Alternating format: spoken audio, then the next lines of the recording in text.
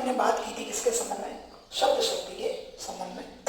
आज अपन एक नया टॉपिक लेने जा रहे हैं जो है आपका पद परिचय।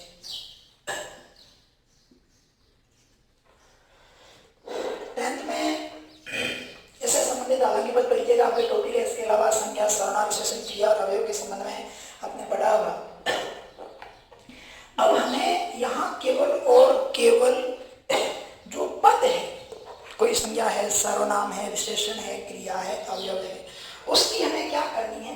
पहचान करनी है कि ये शब्द या ये जो पद है वो किस भूमिका में है। संज्ञा के रूप में है, सर्वनाम के रूप में है, विशेषण के रूप में है, क्रिया के रूप में है, या ये वचन के रूप में है, बहुवचन के रूप में है, पुल्लिंग के रूप में है, स्त्रीलिंग के रूप में है, कर्ता के साथ इसका क्या संबंध है, क्रिया के साथ इसका क्या संबंध है, जो बातें हैं इसमें अध्ययन करेंगे। तो शब्द हम बात कर लेते हैं पद की। क्या है पद परिचय? यानी कि परिभाषा की अगर बात करें तो क्या कहेंगे? कोई भी वाक्य है, वाक्य में प्रयुक्त शब्द कह लीजिए, शब्द की या पद की संपूर्ण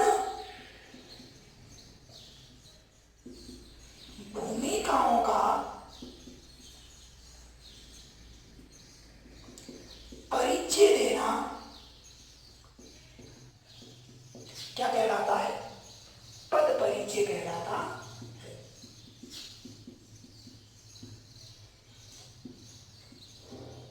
क्या काम है? कोई भी वाक्य है मान लीजिए, उसके अंतर्गत जो शब्द प्रयुक्त हुआ है वह शब्द किस भूमिका में है, उसका वहां क्या महत्व है, वो किस रूप में, संज्ञा के रूप में है तो उसकी क्या स्थिति है, यानी कौन सी संज्ञा के जो प्रकार है उसमें कौन सा प्रकार है उसका, सर्वनाम के प्रकार में कौन सा है, या विशेषण है, क्रिया है, अवयव क्या क्या है, उनकी समस्त भूमिकाओं का हमें क्या देना है? संपूर्ण या समस्त भूमिकाओं का वहां क्या देना होगा? उसका परिचय देना होगा। तो ध्यान रखना, एग्जाम के अंतर्गत प्रश्न आने का तरीका परिभाषा का नहीं है। किसी की परिभाषा आपसे नहीं पूछी जाएगी। ये नहीं पूछा जाएगा कि पद परिचय की परिभाषा दीजिए या संज्ञा की परिभाषा दीजिए, सर्वनाम की परिभाषा दीजिए, ऐसा नहीं पूछा जाएगा। आपके सामने एक एक नंबर के 2 वाक्य होंगे और उसके नीचे रेखा खींची होगी जिसमें आपको पहचान करनी है उस शब्द में, उस शब्द की वहां पर क्या भूमिका है, ध्यान रखना। सबसे पहले बात कर लेते हैं कि पद परिचय कितने प्रकार का है, किन किन के माध्यम से पद का परिचय दे सकते हैं। तो ध्यान रखना,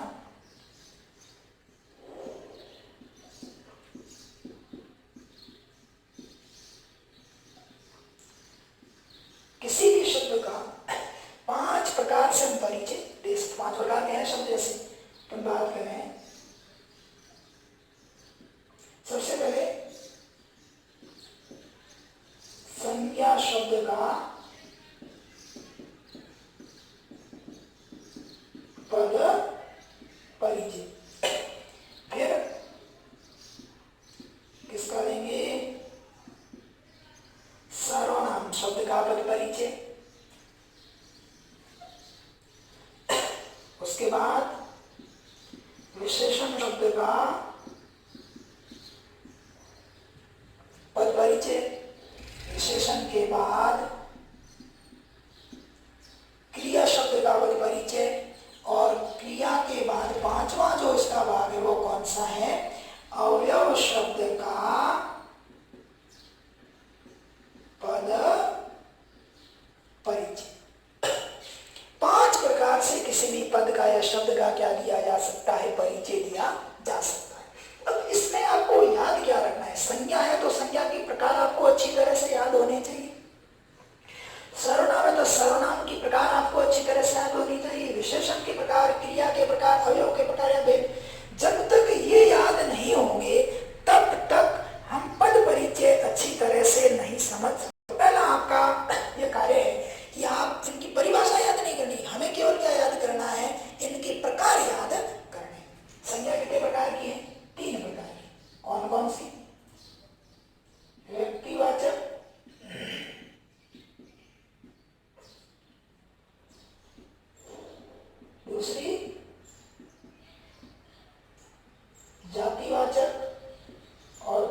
कौन सी? भाववाचक। उसके बाद हम बात करते हैं इसकी सर्वनाम की। कितने प्रकार है सर्वनाम के? 6 प्रकार है। 6 प्रकार में कौन कौन से हैं? नंबर 1 पुरुषवाचक। पुरुषवाचक के अंतर्गत आप 3 भेद याद रखोगे। कौन कौन सा?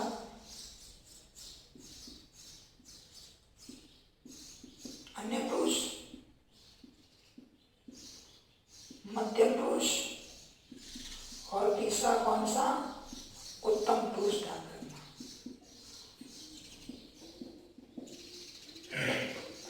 दूसरा इसका कौन सा भेद है? निजवाचक। तीसरा याद कर लो प्रश्नवाचक।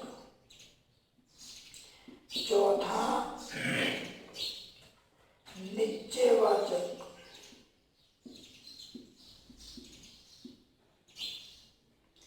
पांचवा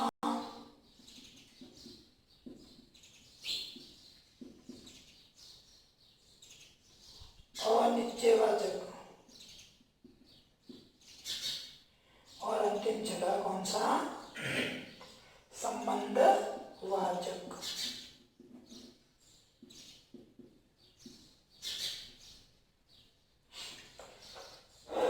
पुरुषवाचक, निजवाचक, प्रश्नवाचक, निश्चयवाचक, अनिश्चयवाचक और संबंधवाचक। उसके बाद हम बात करते हैं किसके संबंध में? विशेषण के संबंध में। विशेषण के अगर भेद की बात की जाए तो पहला गुणवाचक।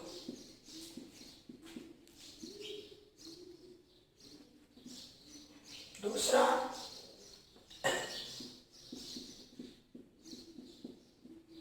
परिमाणवाचक। ध्यान रखना परिमाणवाचक है ना कि परिणामवाचक। तीसरा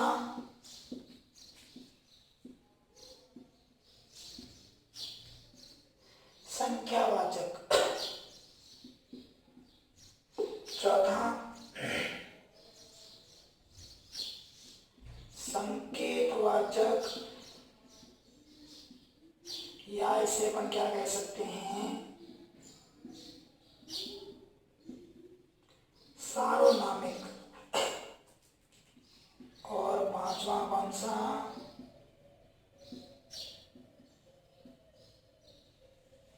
व्यक्तिवाचक।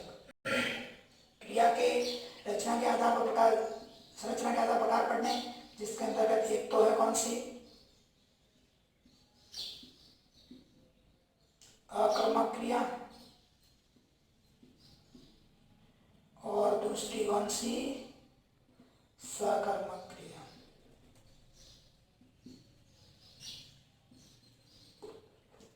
उसके बाद हम बात करते हैं किसकी? अवयव की। अवयव के कितने भेद हैं? 4 भेद। कौन कौन से? नंबर 1 क्रिया के बाद हम बात करते हैं किसकी? अवयव की। पद परिचय के अवयव में कितने? 4। नंबर 1 क्रिया विशेषण। नंबर 2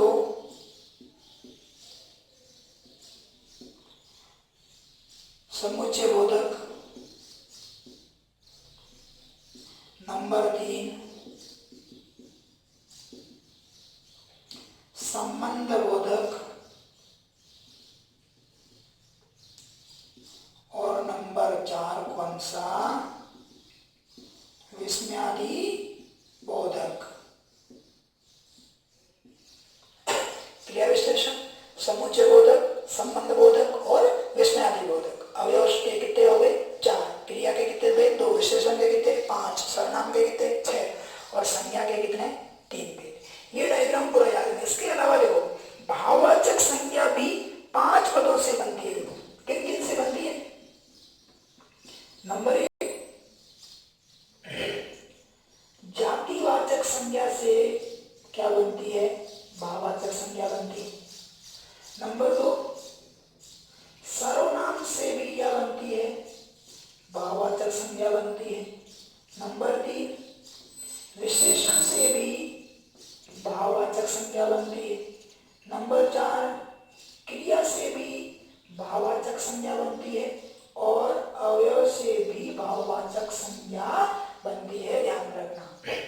तो देखो, व्यक्तिवाचक संज्ञा से भाववाचक संज्ञा नहीं बनती, बाकी जातिवाचक संज्ञा से भाववाचक संज्ञा बनती है, सर्वनाम से बनती है, विशेषण से बनती है, क्रिया से बनती है और अवयव से बनती है। ये डायग्राम आपको अच्छी तरह से याद रखना है। व्यक्तिवाचक सामान्यतः में यहाँ हालांकि अगर समझेंगे, व्यक्तिवाचक में किसी व्यक्ति ये नहीं कि वो दुनिया में मान लो एक ही वस्तु है, व्यक्तिवाचक संज्ञा के अंतर्गत आएगी, ध्यान रखना। जैसे भाई कोई व्यक्ति का नाम है, जैसे मैंने कह दिया रमेश, या किसी पुस्तक का नाम है, जैसे मान लीजिए, है ना, रामायण है, महाभारत है, रामचरितमानस है। जातिवाचक के अंतर्गत उसकी यानी वस्तु, व्यक्ति या स्थान की क्या आएगी, जाति आएगी। जैसे मैंने कहा शहर, गांव, कस्बा, क्षेत्र जैसे भी सारे के सारे, तो वो स्थान से संबंधित है। व्यक्ति की बात करें, आदमी, मनुष्य, है ना, स्त्री या घोड़ा, पशु, है ना, ऊंट। और वस्तु की अगर बात करें, जैसे अपन ने कह दिया पंखा है, कमरा है, टेबल है, कुर्सी है, कोई भी मान लीजिए, वो इस प्रकार से। और सर्वनाम के अंतर्गत हमें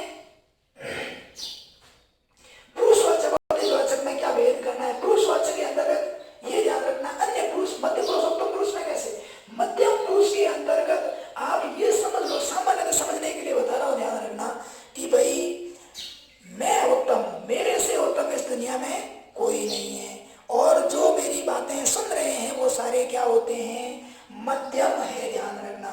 और इसके अलावा जितने भी है वो सारे क्या है, अन्य पुरुष है, ध्यान रखना। मतलब वक्ता जो है, बोलने वाला, वो कैसा है, उत्तम पुरुष के अंदर मैं, हम दोनों, हम सब जो भी है। मध्यम पुरुष में श्रोता, सुनने वाला किसके अंतर्गत आता है, मध्यम पुरुष में, जैसा कि तुम सब। अन्य पुरुष के अंतर्गत अन्य, यह वह वे दोनों वे सब, जो हमारी बातें नहीं सुन रहे, अन्य हैं, वो सारे किसके अंतर्गत आते हैं, अन्य पुरुष के अंतर्गत आते हैं, ध्यान रखना। निज के अंतर्गत अपना, स्वयं का, खुद का। राम अपनी पुस्तक पढ़ रहा है तो उसमें अपनी जो शब्द है वो क्या है, निजवाचक।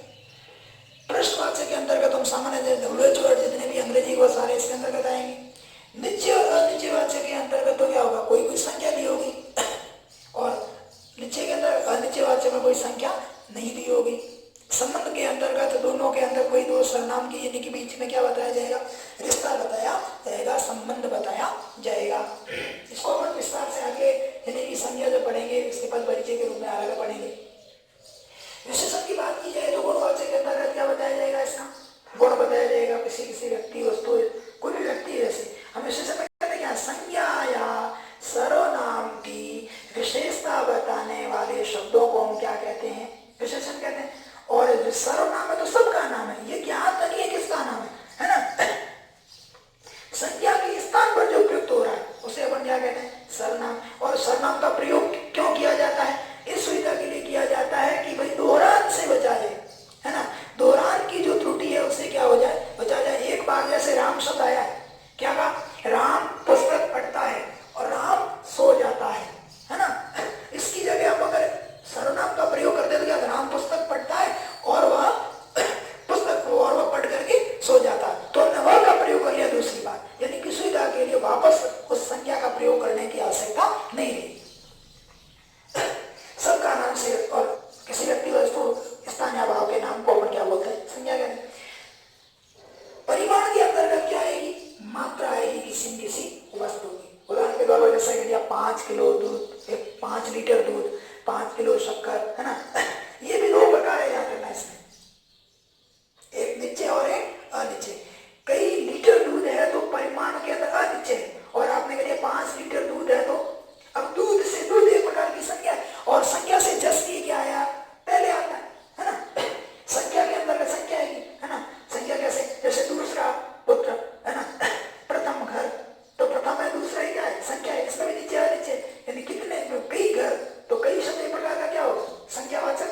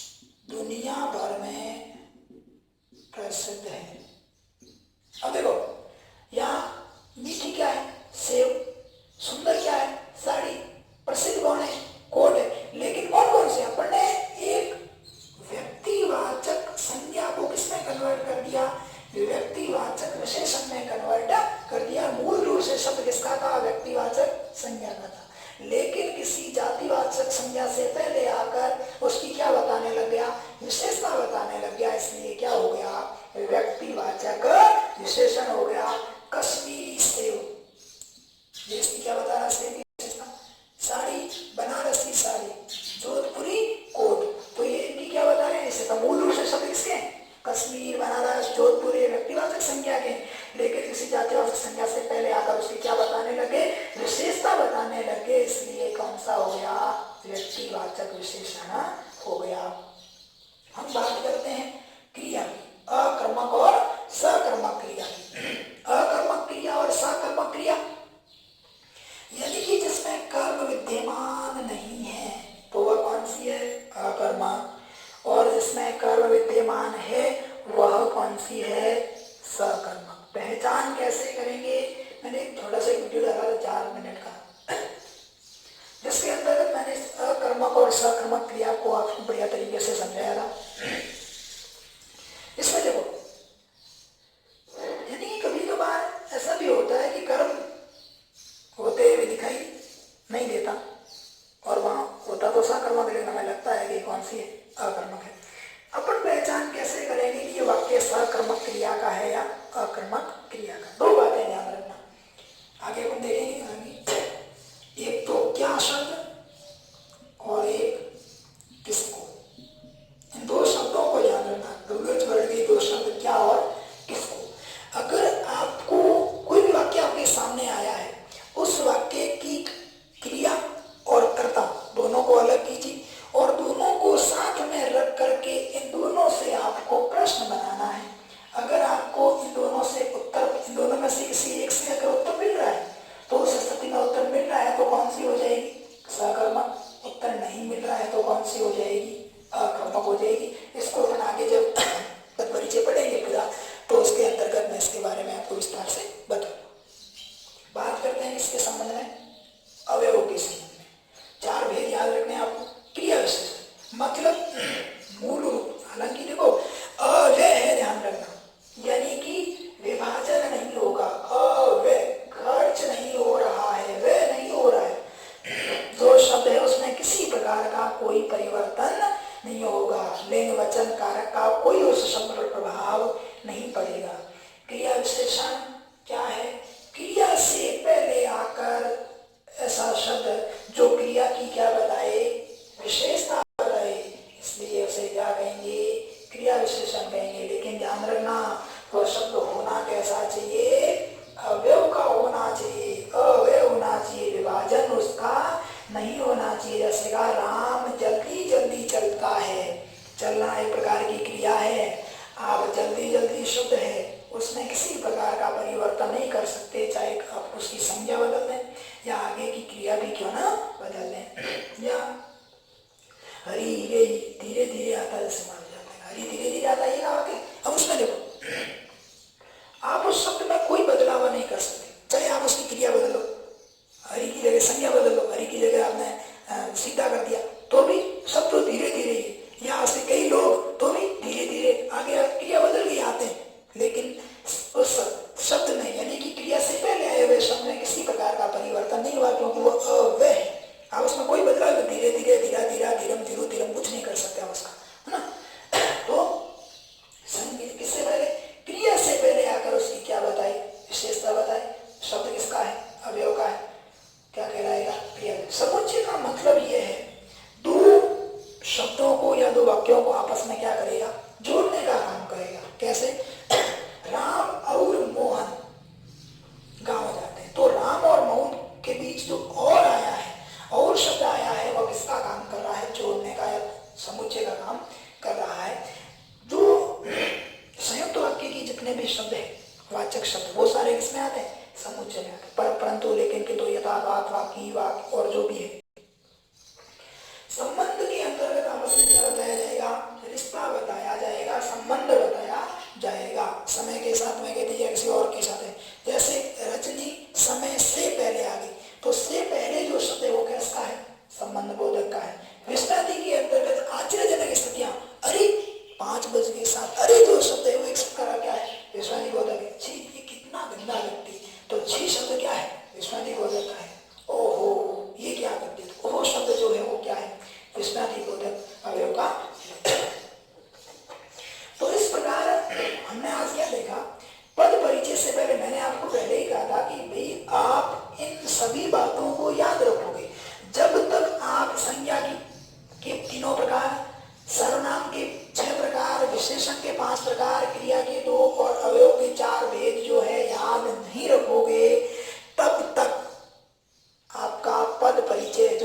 समझ से बाहर रहेगा नहीं, इनको अच्छी तरह से याद कर लेना।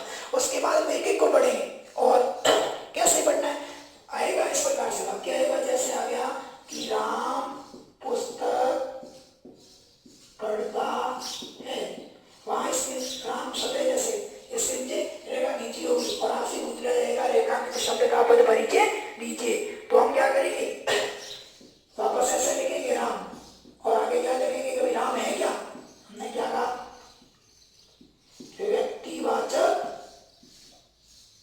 संज्ञा, एक वचन है बहुवचन है, केवल एक वचन है।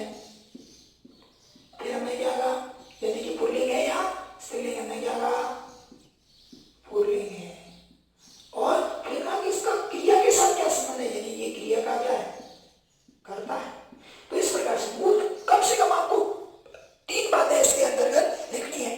तो राम का अपन ने परिचय दे दिया शब्द का, राम शब्द का पद परिचय देखो व्यक्तिवाचक संज्ञा एक वचन और पुल्लिंग और कर्ता, यानी कि पढ़ता कर्ता का क्या लिखेंगे अपन क्रिया अपना लिखते हैं, क्रिया का कर्ता राम। इस प्रकार से आपको इस पद परिचय देना है। आगे अपन इन तीनों के संबंध में अलग अलग बात करेंगे, इनके संबंध में अलग बात करेंगे, एक एक वाक्य